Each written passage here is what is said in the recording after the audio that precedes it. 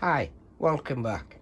Well, today I'm going to install a dual dash cam system on my motorcycle. It's a Hao Mal dual dash cam, purchased from Amazon. I think it was about £63. The front camera is full 1080 HD, rear camera 720 HD. So, I've already installed it.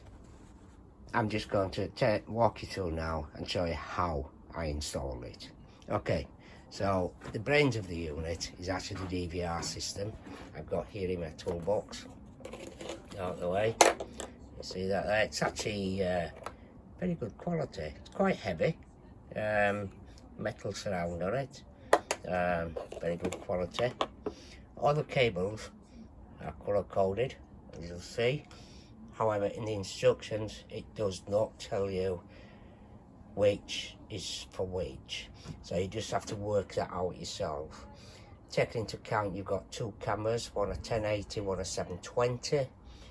I emailed the seller, and within 12 hours, he had emailed me back and advised me the yellow cable is the 1080 camera for the front.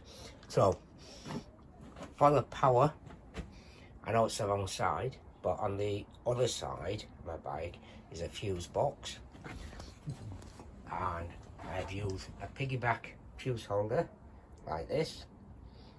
So some people call them add fuse, some people call them piggyback fuse holders, but basically you can add an additional fuse.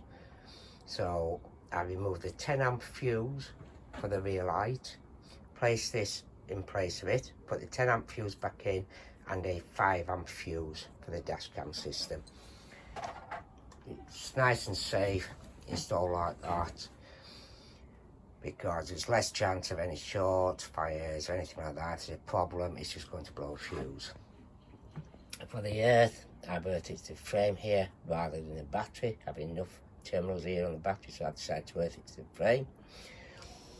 The cables you get are more than long enough. You'll see here I've had to coil a lot of the cables up because they're way too long. So this is how I've installed it on mine. I've no plastic fairing on my bike. If you had a plastic fairing, it would be much easier, because on the camera's a little bracket here, 2 screw holes at either side, and you could just use some self-tapping screws or some small nuts and bolts if you had a plastic fairing on the front.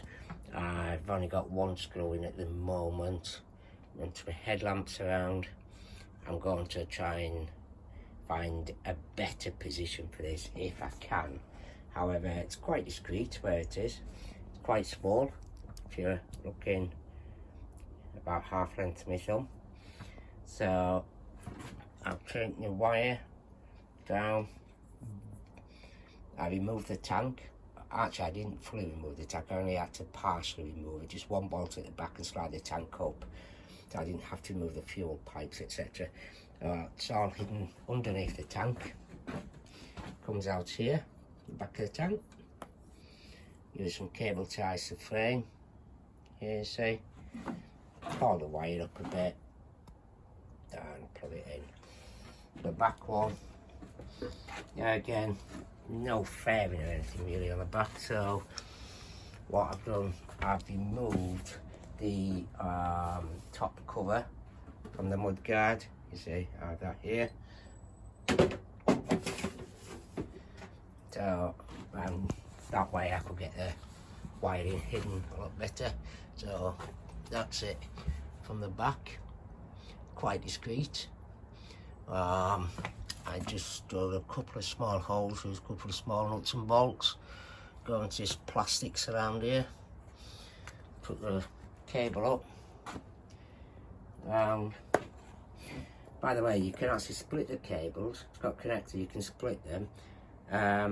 It's around about 20 inches from here to the camera. So if you're fitting the control unit closer to the back, you can only use a small cable if you like, but it's up to you on how you fit it. Put the cable round and round, and there again, far too long, so I've coiled a lot of it up. and just plugged it in here, you see. Your red cable, that is actually for a control unit, which it's actually designed to fit on the front of the bike. There's a couple of buttons on it here. One is if you want to lock it, if you want to lock a file, something's happened, if you want to lock the file. And the other one is just an OK button that you can turn it off or on with that. I won't be needing to use these, that's why I've hidden it out of the way. The reason why I put it down here is this also has a microphone here, you see. I don't know if you can see that. And by having it tucked down here, I'll get all the noise from the engine on the video, but I won't get all the wind noise if I had it up front.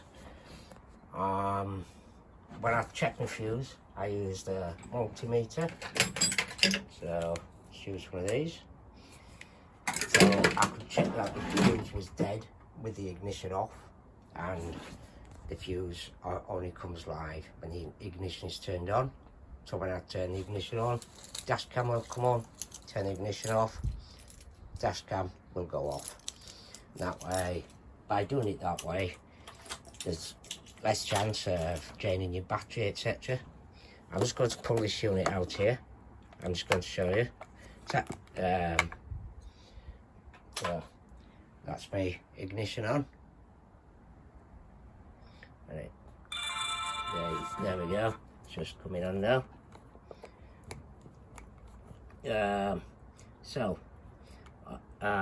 You can have all your control buttons on here for your settings, to set it all up, etc.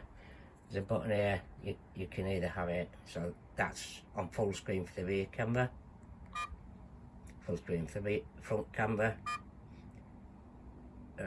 Same again, oh no, that's a split cam, that's a split camera.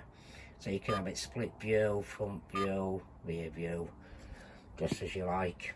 And your memory card goes in here, and you use these buttons here for setting it all up. And then it's tucked away here, just tucked away in there. It's nice and safe, and then with my seat on as well, it's going to keep it all nice and tightly and safe, and hopefully waterproof. So there we have it. I've actually spent a full day doing this.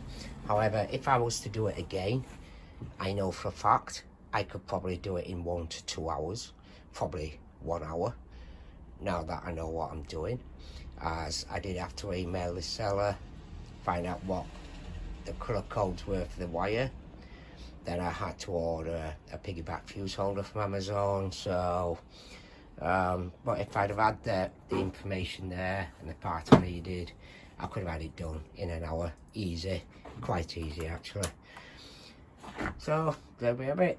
Bike's now nice and safe, with front and rear dash cams fitted.